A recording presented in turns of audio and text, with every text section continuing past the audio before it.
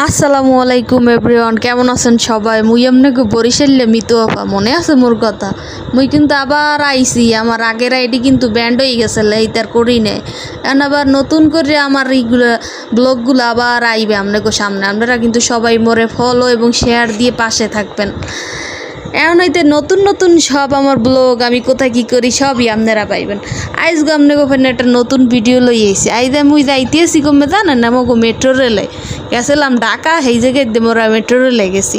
দেখেন দেখেন কি সুন্দর মেট্রো রেল, এটা আমাকে জাতীয় সম্পদ। এত সুন্দর ভিউ যা বলার মতো না। আপনারা যারাই যাইবেন ঢাকা এক ফিরইলেও এখানে ঘুরে আইবেন।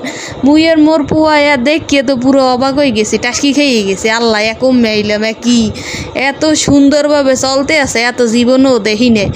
আল্লাহ ওই যে গ্রামের চাষা তো বোন প্রথম ঢাকায় আইলে যে অবস্থা হয়, মগও এই অবস্থা হয়েছে। মোর পোলায় তো পাগল হয়ে গেছে দেখাইয়া, মুইও গেছি পাগল হইয়া। এর দিকে এত সুন্দর ভিউ আল্লাহ আমার দেখাইছে। আল্লাহ আপনারাও দেখেন যখন যাইবেন, আপনারা সবাই অবশ্যই একবার হইলেও এখানে যাইবেন।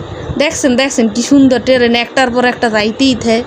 আল্লাহ এত সুন্দর যা বলার মতো না।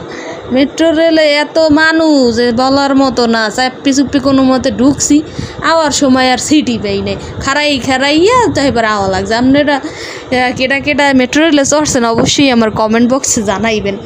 এই দেখবেন না, একটু পরই আমরা চলে আসবো আমার গন্তব্যস্থলে। আর মানুষজন যে কত ঝুলিয়ে খাড়াই রয়েছে, আর দেখে মুই তো আস্তে আস্তে শেষ, চিপে চাপায়ও জায়গা পায় না। আল্লাহ হাফেজ, ভালো থাকবেন সবাই।